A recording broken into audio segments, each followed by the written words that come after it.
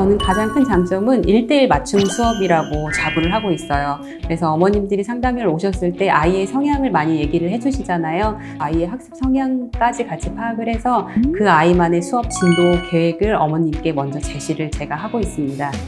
어린아이가 왔는데 영어를 너무나 거부해서 강제적으로 강압에 의해서 상담을 온 케이스가 있었거든요. 그 친구 같은 경우에는 상담하는 동안 엄마 등 뒤에서 저를 한 번도 바라보지도 않고 눈맞춤도 없었던 친구예요. 그래서 자연스럽게 영어의 흐름이라든지 저희 스마트 해법의 전체적인 프로그램을 설명을 하면서 어머님한테 강조했던 부분은 천천히 와주셔도 된다. 우리 아이가 오고 싶어 할 때까지 어머님이 기다려주시라 라는 말씀을 먼저 드리고, 아이가 마음이 풀릴 때까지 풀리면 그때 보내달라고, 그리고 이건 강압이 아닌 아이의 선택도 중요하기 때문에 어머님이 마음 편하게 아이와 얘기해보시고 결정하셔도 된다고 저는 편하게 얘기를 하면 아이들의 눈빛이 그때부터 흔들리기 시작하더라고요. 결국엔 그 어머님이 아이를 데리고 3번 방문을 하셨어요. 근데 그 아이가 3번째 그러면 한번 해볼게 라는 말을 얘기하더라고요. 그래서 무료 체험 수업을 저희가 마지막 때 수업을 진행을 하면서 만약에 우리 친구가 해법이가 원하지 않는다면 선생님이 기다려줄 수 있다라고 얘기를 하고 돌려보냈는데 어머니께 바로 연락이 왔더라고요. 한번 도전해보겠다고 한다고 해서 입회가 되었던 경우가 있습니다. 원래 저희 무료 체험을 할 때 항상 그 시간 타임에 올 수 있는 친구 아이들에게 먼저 약속을 걸어놓고 그 친구들에게 미리 저희가 선물을 주고, 만약에 게임을 선생님이 수업에 진행을 하게 되면 재미있게 진행을 하되 꼭 져줘야 된다고 얘기를 해요. 그래서 그 친구 같은 경우에는 알파벳을 알고 있었기 때문에 제가 A4 용지에 대문자, 소문자 섞어서 알파벳을 모두 적어놓고 선생님이 부르는 알파벳을 누가 먼저 색볼펜으로 동그라미를 쳐서 많이 맞힌 아이들이 시상을 이제 가져가는 거였거든요. 당연히 센스 있는 우리 아이 학원생은 당연히 져주고 그 아이는 너무나 펄쩍펄쩍 뛰면서 좋아하더라고요. 그래서 게임 하나 진행하는 것도 아이가 너무나 기뻐하고 거기서 얻는 자신감도 있기 때문에 집에 가서 너무 재미있었다라고 얘기했다고 하더라고요.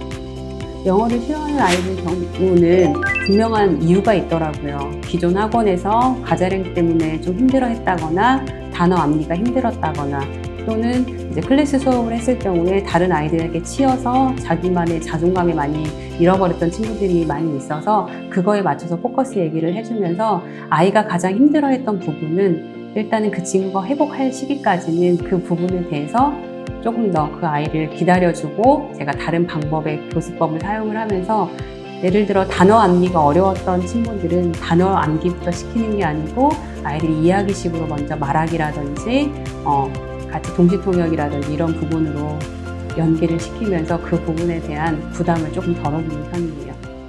우리 아이들은 이제 시작이 늦을 뿐이지 아직 영어를 못하는 건 아니기 때문에 그 시작 속도에 맞춰서 그 아이만의 플랜을 제가 제공을 해드린다고 말씀을 드리고요. 초등학교 같은 경우는 어느 정도 시간의 여유가 많이 있기 때문에 스토리로, 단어로 충분히 아이들이 영어의 언어 감수성을 아이들이 받아들일 수 있는 충분한 시간 요소와 아이들이 가지고 있는 역량을 제가 비교해서 플랜을 짜드리고요.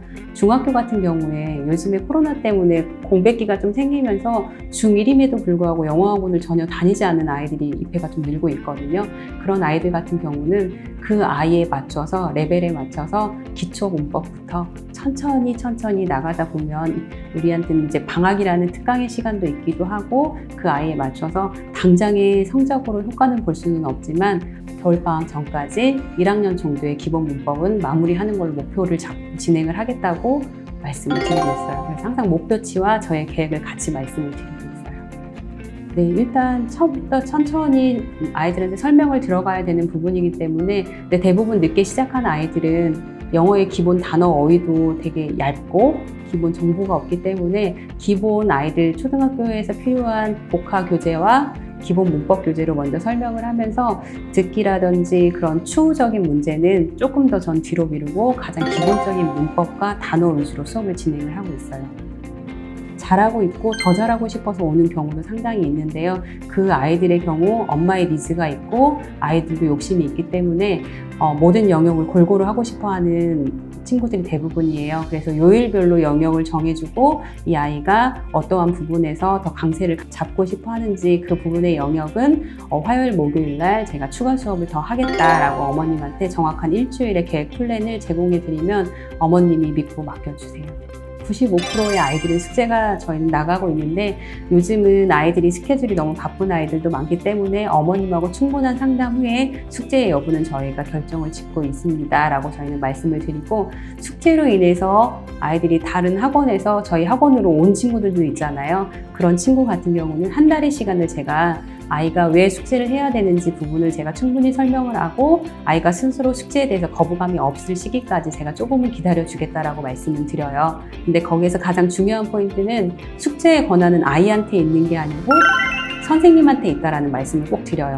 그래서 아이가 어느 정도 되면 제가 동기부여하고 제가 숙제 분량은 제가 정하겠습니다라는 부분을 꼭 어머님한테 인지를 시켜서 드리고요.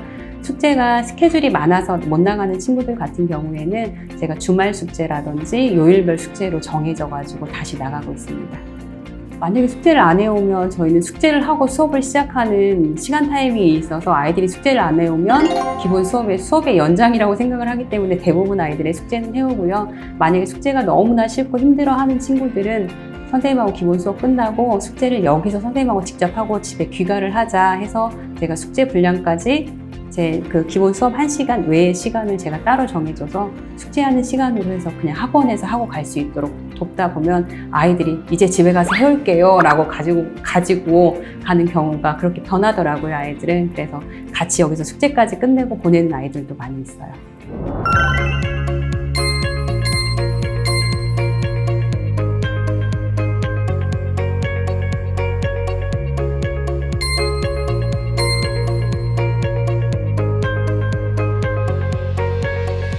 저는 가장 중요한 포인트는 들어주기거든요. 상담의 기술은 들어주기라고 저도 알고 있어서 어머님이 상담하고 설명하시는 부분을 충분히 듣고 어머님 감정에 공감해주는 포인트가 가장 중요한 것 같아요. 그래서 어머님의 감정이 아이에 대한 부분이 욕심인지 아이에 대한 어떠한 부분인지를 정확하게 파악을 해서 그 부분에 대해서 정확하게 공감을 해주고 그 부분을 해결할 수 있는 방법 제안을 어머님한테 저희가 먼저 드리는 편이에요. 그래서 어머님이 좀 공부에 대한 욕심이 많다고 한다고 했을 때 아이의 성향이 맞는다고 하면 그 공부 학습량이 양으로 밀고 나가지만 가끔 어머님이 과한 경우는 제가 충분하게 들어는 주긴 하지만 아이의 성향이 이러기 때문에 그 필요한 기간이라든지 아이가 거기까지 성장할 수 있는 기간에 대한 그런 텀을 어머님한테 분명히 설명을 드리고 거기까지의 기간 사이에 제가 어떠한 학습 방법으로 수업을 할지에 대해서 자세하게 얘기해 드리는 편입니다. 아이가 이제 저희는 1대1로 아이 맞춤 학습으로 들어가기 때문에 처음에 아이가 오게 되면 그 아이에 맞는 교재 선택을 저희가 2권에서 3권 정도 하게 돼요. 그래서 그 수업을 하긴 하지만 단어가 어려워하는 아이들은 복화 교재는 빼고 이제 듣기 위주의 교재로 저희가 선정을 들어가고요. 이제 숙제가 부담스러워하는 아이들 같은 경우에는 숙제는 당분간 한 달 정도는 저희가 숙제를 내주지 않고 아이가 스스로 숙제를 할 수 있을 때까지 선생님이 그 아이에게 동기부여를 해주면서 할 수 있을 때 스스로 얘기해 라고 저희가 유도를 하면서 아이들이랑 진행을 하면 아이들도 저도 한번 해볼게요 라고 아이들이 먼저 숙제를 요청하는 경우가 많이 있어서 아이들에게 다 다르게 숙제라든지 분량이라든지 암기해야 되는 분량까지 저희는 다 아이들마다 다 다르게 진행하고 있습니다. 저는 어려웠던 경험은 어머님들이 2분이 먼저 오셨다가 3분의 어머님이 추가를 더 오셔가지고 5분의 어머니를 간단한 정말 말로만 상담을 했던 경험이 있었거든요. 어떤 학부모님한테 포인트를 두고 상담을 해야 될지 처음에는 난해했었어요. 그래서 아이들한테 저는 1대1 맞춤 수업을 가장 큰 장점으로 어머님한테 상황 설명을 드리는데 5명의 아이들이 모든 상황이 다르고 모든 레벨이 다 다른 상황이어서 어머님한테 전반적인 스마트 해법에 대한 시스템만 설명드리고 한 분 한 분 테스트하는 날짜를 다르게 정해서 보냈었던 되게 진땀 났었던 경험이 한 번 있으셨는데 결국에는 한 분 한 분 상담을 하고 1대1 맞춤 플랜으로 설명을 드리고 나니까 전부 다 가입하셨어요. 어머님 누구 소개받고 오셨어요? 라고 어머님한테 자연스럽게 그렇게 끌어내거든요. 그러면 여기는 소개받고 많이 오나 보다 라는 전제가 깔리는 것 같아서 제가 오히려 어머님한테 소개받고 오셨어요? 아니면 전에 전화 주셨어요? 라고 저는 그렇게 많이 처음 멘트로 많이 물어보고 있어요. 지금은 소개가 가장 많은 것 같아요. 소개가 가장 많고 그 다음에 블로그. 요즘에는 어머님들이 선생님인 저보다 정보가 더 많은 경우도 많이 있으시거든요. 이미 어머님은 인터넷에서 블로그나 기존 학원들을 다 투어를 하시고 오시는 경우가 대부분이시기 때문에 각 근처의 학원의 장단점을 정확하게 파악을 하고 있어야 된다고 저는 생각을 해요. 그래서 아이가 왔을 경우에 어디 부분이 가장 약한 부분이었는지를 파악을 하고 나서 바로 그거에 맞는 아이들에게 학습 플랜을 세워주면서 아이가 어려워하는 부분을 어떻게 제가 해결을 제시해 줄지 설명을 드리면서 같이 이제 이 부분을 해결해 보기 위해서 화이팅 하면서 제가 상담을 마무리하면 자연스럽게 입회가 되더라고요. 그리고 나서 아이들한테 가장 제가 하나 더 부탁하는 건 기존에 공부했던 교재를 꼭 가지고 오라고 해요. 그건 아이들의 레벨을 선정하기 위해서이기도 하지만 그 학원의 스타일과 그 학원의 선생님의 스타일을 저희가 쭉 한번 보면 알 수가 있거든요. 채점 형식이라든지 오답 형식, 아이가 나갔던 교재의 구성이라든지 이런 부분을 제가 정보를 갖기 위해서도 더더욱 상담이 끝나고 나면 기존 학원의 교재를 꼭 가지고 오라고 해서 제가 정보 파악을 하고 다른 학원의 장점과 단점을 정확하게 비교 분석을 해놓는 편입니다. 지금은 소개 때문에 아이들이 입회가 많이 유도가 되고 있는데 소개를 받고 온 아이들의 대부분은 이 아이의 학습 방법이 만족스러워서 저희 학원으로 보내는 경우가 더 많아요. 그래서 아이의 상황과 아이가 공부한 학습 시기가 맞다고 한다면 실질적으로 그 아이의 그 시기에 공부하는 학생의 교재를 저는 보여드리면서 이러한 포인트로 아이들이 나가고 있고 앞으로는 이 교재를 나갈 계획이다 하면서 그 아이의 지금 어머님도 그 아이가 다른 타 학원을 다니면서 가장 큰 약점 부분이 있으니까 그 부분을 저는 포인트로 두면서 상담을 진행을 하고 있습니다. 기존 저희 어머님들은 제가 수업을 하고 있기 때문에 어머님들이 전화 상담은 좀 어렵다라는 걸 미리 인지하고 계시고요. 저는 수업 중간중간에 모든 텀에 어머님들 카톡창을 열어놓고 아이가 학습 증거물이 나오면 바로 카톡으로 사진을 찍어서 카톡으로 전송드리고 간단한 피드백을 드리고 있어요. 그래서 아이들이 수업 중간중간 어떠한 상황도 저는 바로바로 어머님들하고 작지만 카카오톡으로 많이 소통을 하고 있습니다. 하루에 그 많은 학생들을 한꺼번에 다 보내지는 않고요. 이번 주에는 초등학교 3, 4학년 아이들의 집중적으로 5, 6학년 정도의 아이들을 집중적으로 해서 저만의 약간의 구분선을 정해놓고 어머님들한테 카톡을 보내다 보면 그렇게 큰 일은 아니더라고요. 꾸준함이 더 중요한 것 같아요. 아이들이 행사가 있을 때 제가 블로그에다 사진을 많이 이제 올리다 보니까 어머님들에게 카톡을 개별적으로 전송해 주는 것보다 블로그를 이용해서 한번 들어와서 어머님 좋아요 한번 눌러주세요. 방문 부탁드립니다 라고 하고 어머님한테 제가 전체적으로 단톡을 보낸 적이 있었거든요. 그런데 어머님들이 이제 그 뒤로 무슨 공지가 있다거나 뭔가 변화가 있거나 그랬을 경우 어머님 여유가 계시면 블로그에 들어오셔서 구경하고 가신다고 말씀해 주시더라고요. 어머님들 블로그도 그렇게 같이 많이 활용해 주시고요. 인스타는 벌써 어머님들하고 이제 팔로우 같이 하고 있으면서 어머님들 행사에 저도 좋아요도 눌러드리고 어머님도 제가 소소하게 올리고 있는 거에 항상 좋아요를 많이 눌러주고 계세요. 코로나 2차 접종하고 아플지 안 아플지 궁금하다 이렇게 저희가 한번 제가 올린 적이 있었거든요. 그날 전화를 조금 많이 받았어요. 수업하실 수 있으시겠냐고. 그래서 그런 개별적인 관심이랑 그런 것도 같이 어머님들하고 교류가 있으니까 훨씬 더 제가 편한 것 같고 행복도도 더 상승이 되는 것 같아요. 학원에 성장했던 계기가 엄마의 마음이라는 말씀을 한번 드렸었잖아요. 그래서 어머님이 상담을 했을 때는 어머님이 정말 어떤 마음에서 그 얘기를 꺼낼지 정말 진실된 마음으로 듣고 정말 진실된 마음으로 현명한 얘기를 해주려고 노력은 하고 있어요. 하지만 어머님들의 마음이 너무나 많이 감정적으로 동요가 됐다거나 어머님들이 지금 올바르게 지금 선택을 하는 기로에 서 있다고 한다면 저는 제 아이의 경우, 여러 아이들의 경우에 예를 드리면서 이러했을 경우에 이러한 방식들이 아이한테 잘 맞더라. 한번 어머님도 그렇게 해보지 않겠냐 하면서 감정적인 부분을 공유를 많이 하고 있어요. 그리고 작은 안내문이더라도 단톡으로 보내는 것 같지만 마지막에 멘트는 개인톡으로 관심도가 좀 더 높아지게 제가 개인톡으로 보내고 있고요. 카톡 생활을 많이 하다 보니까 어머님들의 뭐 생일이라든지 아이들의 작은 이벤트 같은 게 뜨는 경우에는 제가 그거에 대해서도 어머님들한테 작은 인사, 뭐 고마운 편지를 카톡으로 보내드리고 있으면 소소하게 어머님하고 카톡을 주고받으면서 감정 교류를 많이 하고 있습니다. 네. 그러니까 이곳은 이제 저희가 가까이 살기도 하니까요. 어머님들 오고 가고 많이 마주치기도 하는데요. 어머님들이 항상 저희 아이가 이러한 상황인 걸 선생님이 알고 계셔서 다행이에요 라는 말씀을 많이 해주세요. 그래서 아이가 자라는 성장 과정도 제가 다 알고 있고 그 아이가 어디가 가장 큰 장점인지 그리고 어디가 큰 가장 아이의 아픔인지를 알고 있어서 그런 부분을 좀 만져주는 선생님으로 어머님들이 인식하고 계신 것 같아요. 사례 같은 경우는 아이들의 눈빛을 보면 아마 모든 원장님들이 느끼실 거예요. 이 아이가 지금 나하고 눈을 마주치지 않는 이유는 분명히 있을 거다라고 생각을 하시고, 저는 항상 사건이 발생을 하면 어머님하고 직접 상담이 먼저 들어가거든요. 어머님들한테도 슬럼프가 있듯이 우리 아이들에게도 필요한 슬럼프의 과정이어서 어머님이 격려해 주시고 학원에서도 좀 더 잘할 수 있게 방법적인 부분이라든지 과제 부분을 좀 더 변화를 좀 더 보겠다라고 먼저 얘기를 하고, 아이에게 이제 특별히 그 부분에 대해서 신경을 쓰고 있거든요. 그래서 아이가 조금 더 마음이 풀어지는 것 같으면 잘했기 때문에 또 카톡으로 사진 찍어서 어머니께 바로 전송드리면 어머님이 그러게 마음이 편해지는 것 같고 아이가 변화가 오는 것 같아서 조금 안심이라고, 이런 항상 대화를 통해서 저희는 모든 문제를 해결하고 있어요.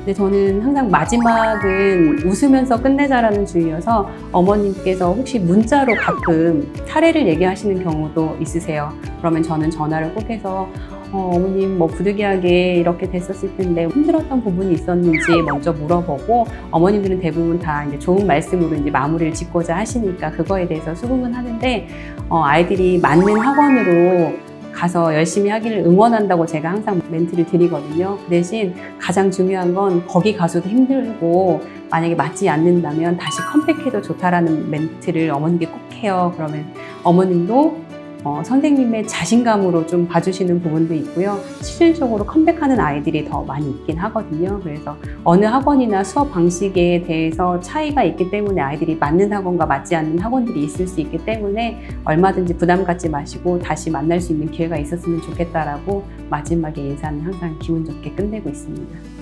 저의 자신감을 어머님께 마지막으로 한 번 더 말씀드리고자 하는 이유도 있고요. 정말 아이들이 어디 가서도 저한테 배운 만큼의 학습 스타일로 공부할 수 있을까라는 자신감인 것 같긴 해요. 근데 오히려 이런 말들을 어머님한테 드리니까 어머님도 그렇긴 해요 라고 생각하고 한 달만 보내보고 저도 다시 생각해보고 올게요 라고 어머님들도 그렇게 말씀해 주세요.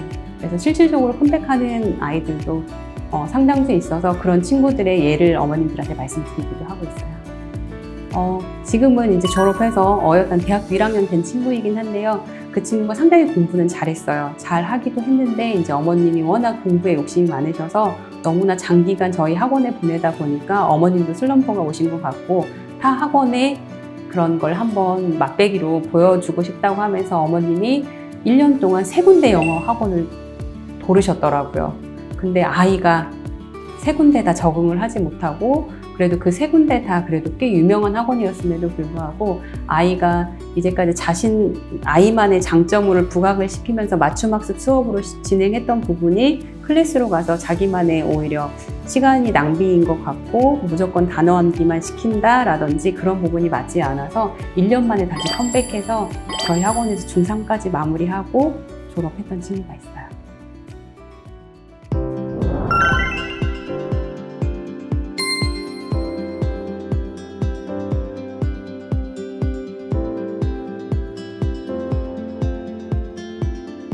저는 수업할 때 기본 목소리 톤이 좀 높은 편이어가지고 아이들이 무서워하는 부분도 많이 있고, 장난기가 많아서 아이들하고 장난을 치는 시간도 많기도 해요. 그런데 꼭 장난을 칠 때 선을 넘는 아이들이 있거든요. 그래서 태도가 불량한 경우에 선생님이 용납할 수 없는 부분이다라고 먼저 얘기를 해주면 대부분의 아이들은 그 부분에 대해서 수긍을 하고 선생님한테 잘못했다거나 미안하다는 메시지를 보내곤 하는데, 오히려 태도가 불량한 학생들은 그 사이에서 더 어긋나는 경우가 더 많아요. 그러면 저는 단호하게 그 아이에 대해서 혼을 내고 바로 저는 귀가를 시킵니다. 근데 귀가를 시키는 거에 그치지 않고 제가 먼저 하는 행동은 어머님께 카톡으로 상황 설명을 하고, 오늘 이러한 상황으로 인해서 누구 친구를 혼을 내고 귀가를 시켰다. 그러니 어머님이 잘 달래서 내일 잘 수업할 수 있게 보내달라고 말씀을 드리면, 어머님은 아이에게 먼저 얘기를 들어서 선생님하고 오해의 소지가 있는 것보다 선생님하고 상황 설명을 했기 때문에 오히려 아이를 더 다독이시고 아이에게 설명을 해서 보내는 경우가 더 많더라고요.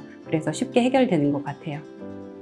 부진아는 저는 절대 목소리를 높인다거나 혼을 낸다거나 화를 내는 경우는 절대 삼가하고 있어요. 부진아이 같은 경우는 아이가 시간이 좀 걸릴 뿐이지 바로 결과물을 낼 수 없다는 아이거든요. 예를 들면 저희 지금 현재는 중학교 1학년 친구가 있는데 그 친구가 초등학교 2학년 때 입회를 했었던 친구예요. 그래서 알파벳을 외우는 데만 1년이 걸렸고 단어를 외우는데도 5학년 때까지 제대로 된 단어를 한자도 쓰지 못했었거든요. 그런데 5학년 후반부에 가자 단어가 터지기 시작하더니 그때부터 문법과 모든 걸 병행을 해서 지금은 5천제 옐로우 1까지 완벽 학습이 마무리된 상태예요. 제가 오히려 정말 너무나 감동을 해서 어머님께 이제까지 기다려주셔서 감사합니다. 우리 아이가 결국엔 이렇게 해낸다는 문자를 보냈더니 어머님께서 포기하지 않고 저희 아이를 맡아주셔서 감사합니다라는 메시지를 보내시더라고요. 그러니까 아이는 부진아의 경우는 조금 부족할 뿐이지 기다리면 어느 정도 아이들이 성취가 되니까 저희 선생님이나 엄마가 결과물로만 판단하지 말고 조금 더 기다려주고 믿어주는 게 필요한 것 같아요. 있었어요. 한 번은 학원에서 실수를 한 적이 있었던 친구가 있었거든요. 그래서 저는 다른 아이들한테 놀림을 받을까 봐 다 정리하고 다른 빈 교실에 불러서 밑에 가서 옷까지, 속옷까지 사서 갈아입히고 어머님한테 상황 설명을 한번 했었던 적이 있었는데 어머님이 전화가 오셔가지고 얼마나 아이를 무섭게 혼냈으면 아이가 소변 실수를 했냐고 오히려 저한테 화를 내시더라고요. 근데 그 상황에서 제가 똑같이 저의 변명을 하기보다는 어머님 제가 지금 너무나 당황스러우니까 한 10분 후에 다시 전화를 드릴게요 하고 10분 동안 마음을 정리하는 사이에 어머님도 마음이 진정이 되셨더라고요. 그러니까 똑같이 감정이 가장 모난 상황에서 대화를 하게 되면 서로 많이 싸우게 되고 오히려 더 깊어지는 것 같아요. 그럴 때는 저는 한 10분 정도 어머님하고 텀을 두고 제가 마음이 정리가 되면 다시 전화를 드리는 편이에요. 그러니까 저학년일 경우에 엄마의 의존도가 많은 친구들이잖아요. 그래서 너무 잘했으니까 선생님이 이거 찍어서 엄마한테 카톡으로 보내줘도 될까 하면 아이들은 정말 좋아해요. 그리고 나서 카톡을 찍어서 보내고 저는 항상 노트북으로 카톡을 열어놓기 때문에 아이들하고 같이 보거든요. 엄마한테 이렇게 자랑했어, 이렇게 사진 찍어서 보냈어 라고 하면 아이들도 엄마한테 가서 칭찬받을 걸 기대하면서 거기서부터 동기부여가 시작되는 것 같아요. 학습 관리 중에 초등 1학년 친구가 있는데요. 너무나 언행도 거칠고 행동도 거칠고 저희가 컨트롤할 수 없는 친구가 있었는데 그 친구를 처음에는 혼내도 보고 달래도 보고 먹을 것도 주고 그래봤자 그 아이는 변하진 않더라고요. 그런데 그 아이를 가만 보니 마음 여린 구석이 있어서 그 뒤로부터 칭찬해주고 하나의 작은 글씨 하나에도 칭찬해주고 좀 구체적인 부분으로 그 아이에게 깊이 다가가니까 그 친구가 처음 했던 말이 모든 학교에서나 다른 학원을 가면 저는 칭찬받은 적이 없는데 선생님한테 칭찬을 받아서 저 너무 행복해요 라는 말을 하더라고요. 그리고 나서 그 아이가 선생님에 대한 애착을 시작을 하는데 너무나 귀엽게 껴안아 주기도 하고 본인이 가지고 있던 캐릭터 인형을 선물로 주기도 하고 하면서 공부에는 당연히 더 적극적으로 선생님 이렇게 쓰니까 그때 칭찬했으니까 저 다시 써볼래요 하면서 글씨 쓰기도 다시 연습하고 노트도 빠지지 않고 가져오고 그러면서 아이의 행동이 한 3개월 만에 어머님이 놀래서 전화하실 만큼 바뀐 친구가 있었어요. 초등 고학년 같은 경우에는 어머님들도 부담을 느끼셔서 학원의 변화를 한번 생각해보는 시기이기도 하고 아이들 역시 내가 이렇게 해도 괜찮나 하고 본인 아이들에게도 부담이 많이 되는 시기이기도 해요. 그리고 가장 이탈이 많은 학년이기도 해서 그 아이들에게 먼저 제가 생각했던 부분은 여름 방학 전에 잘하는 6학년 아이들을 그룹으로 수업을 한번 해보자 해서 눈빛이 조금 흔들렸던 친구가 있었는데 그 친구를 토대로 같은 레벨의 아이들을 8명을 모아서 단톡방을 만들고 반장을 세우고 해서 월수 같이 수업을 한번 해보자 해서 그 친구들이 6학년이기 때문에 이미 문법도 어느 정도 진행된 상황이었지만 저희 그 5천제 그린 1부터 3까지 전체 복습 한번 독해도 다시 한번 훈련해보자 리딩 시크릿도 다시 나가면서 같이 리스닝 시크릿은 월 1회 정도 단체 시험을 보기도 했고요. 그래서 같이 나가면서 잘하는 1등한 친구에게는 작은 선물을 줬었고 재미를 위해서 이제 못하는 7, 8등 아이들은 저희들한테 아이스크림을 쏘기 해서 아이들한테 재미도 주면서 친구 또래를 항상 좋아하는 나이기 때문에 그 아이들만의 단합을 위해서 열심히 제가 월수 주 2회씩 한 달을 수업을 했었는데 그리고 나서 여름방학에 왔었거든요. 다른 아이들보다 제가 그 친구들한테 에너지를 한 2~3배 쏟았던 것 같아요. 학습 자료도 더 준비하고 그랬는데 여름방학 특강을 하자고 하니 그 친구들 8명 모두 여름 특강을 신청을 했습니다. 그래서 아마 수업 분량은 한 3~4배의 효과를 가지고 가고 있는 것 같아요. 어려웠다고는 많이 투덜대긴 했어요. 근데 그 투덜댐이 보면 정말 힘들어서가 아니라 분량이 많아져서 투덜댐이었어요. 그래서 단어 분량도 제가 늘렸는데 한 달이면 4주니까 월요일마다 50개 단어, 두 번째 주는 100개, 세 번째 주는 150개, 네 번째 주는 200개 해서 시험을 봤었는데 저는 아이들이 해낼 거라고 생각을 못 했었거든요. 근데 같이 아이들이 으쌰으쌰 하면서 너 다음 주 거 외웠어? 미리미리 걱정하고 서로 응원을 하더라고요. 근데 결과물이 200개 시험을 봤을 때 아이들 모두 거의 통과를 했습니다. 그래서 아이들에게 정말 너무나 고맙기도 하고 대견스럽기도 하고 그 결과물에 대해서는 어머님들한테 카톡으로 사진을 찍어서 전송을 시켜드렸거든요. 어머님들도 너무 만족하셨어요. 중학생 같은 경우에는 독해와 오천제 그리고 리스닝 교재로 저희가 수업을 하다가 저희는 내신 대비를 성적과 연결된 부분이어서 중간고사는 4주 정도, 기말고사는 3주 정도 아이들 대비를 시켜요. 대비가 들어가기 전에 그 영역에 대한 문법 영역은 오천제로 2번 정도 저희가 반복 학습을 하고요. 실질적으로 내신 대비 들어갔을 때는 모든 원장님이 하듯이 본문과 대화체는 100% 암기를 한 후에 중등 문제은행을 많이 활용하고 있는 편인데요. 영역별 문제를 아이들에게 학년에 맞춰서 그 문법 영역을 아이들에게 상중하 문제로 아이들에게 문제를 나가고 고정 단원 평가가 있잖아요. 고정 단원 평가를 1회차, 2회차 모두 해서 단원별로 아이들에게 평가를 하고 있습니다. 네, 오천제에서 문법 부분이 조금 완벽하게 잡혀 있고 그 부분을 평가하는 시스템이어서 상난이도 문제는 조금 난이도가 있기 때문에 그 정도 난이도에서 100점을 맞는다고 한다면 저희 스마트컵에서 나오는 올백으로 마무리를 해주면 아이들이 깔끔하게 점수는 잘 나오는 것 같습니다. 아니면 오히려 저는 스마트 해법으로 브랜드 전환을 하고 난 뒤에 중학생 아이들이 훨씬 더 많아지고 어머님들이 오히려 중3 고등부까지 어머님이 연계된 프로그램을 많이 질문을 하시기 때문에 오히려 어머님들이 더 믿고 내신 대비에 있어서는 어머님들이 엄지척 해주세요. 저는 중등 아이들이 제일 재밌어요. 같이 연애 상담도 같이 하고 학교에서 있었던 일이라든지 그런 부분도 아이들하고 카톡으로도 얘기도 하기도 하고요. 사실 오늘 지금 복학킹 컨테스트가 있잖아요. 근데 중학생 아이들한테는 난이도가 좀 있기 때문에 문화상품권 3만 원을 걸었거든요. 만점자에게. 그랬더니 서로 카톡으로 제가 그 돈을 타가겠다고 서로 연락이 오면서 아이들하고는 관계 면에서는 잘 지내고 있는 것 같아요. 사춘기 아이들은 대부분 선생님하고 소통을 처음에는 꺼려 하거든요. 말을 하지 않는다거나 표정에 불만이 많은 아이들이 많이 있는데 그런 아이들을 특별하게 내 사람으로 만들기 위해서 제가 부단하게 노력한다기보다는 그냥 그 부분을 인정해주고 그 아이가 표현하지 않는다 하더라도 나를 믿고 따라와 주는구나 라는 마음을 가지면 아이들도 자연스럽게 시간이 지나면서 본인이 변하더라고요. 그래서 조금 그런 친구들을 기다려주는 편이에요. 있죠.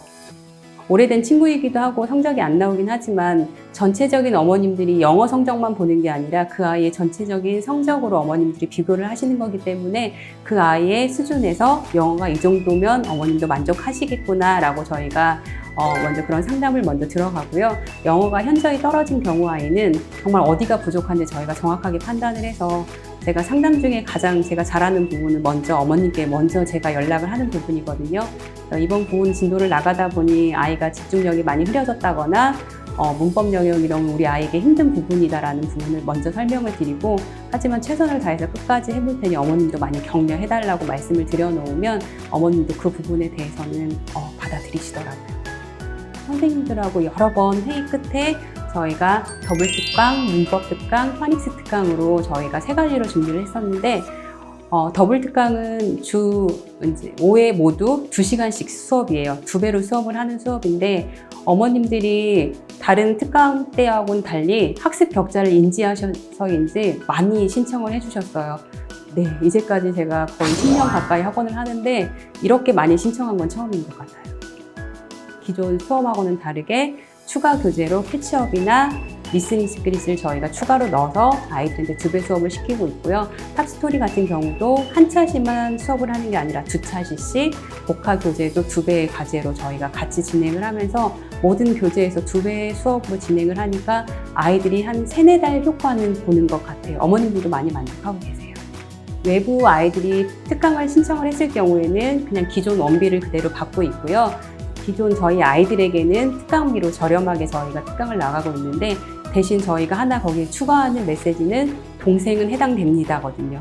그래서 동생 같은 경우에도 특강을 신청을 하고 저렴한 비용으로 한 달 정도 어머님이 연습을 시키고 싶어서 보내겠다라는 어머님들이 많이 계셨어요. 그래서 그 아이들은 기존 아이들하고 별도로 제가 좀 이른 시간으로 1시간 정도 주 2회 파닉스 특강으로 진도를 했는데 어차피 보내야 되는데 여름방학에 선생님하고 맛배기로 보내고 싶어서 보냈어요 라는 말씀을 하시더라고요. 어차피 저의 예비 회원이니까 저는 그 친구들에게 최선을 다해서 기존 회원들과 구분해서 클래스로 수업을 진행했습니다. 문법 특강은 저는 특강 부분은 진도를 많이 빼기보다는 기존에 했던 부분을 복습하는 문법 특강으로 많이 들어가요. 그래서 아이들이 5천제를 옐로우 1까지 마무리를 했다고 한다면 그 중간에 가장 핵심 포인트의 문법 명령 1권과 4권을 반복 학습을 다시 한번 시키고 진도를 나간다거나 그 중등 내신 문제 은행에서 조금 더 문제를 출제를 해서 아이들에게 부가적으로 수업 진도를 많이 나가는 편이에요.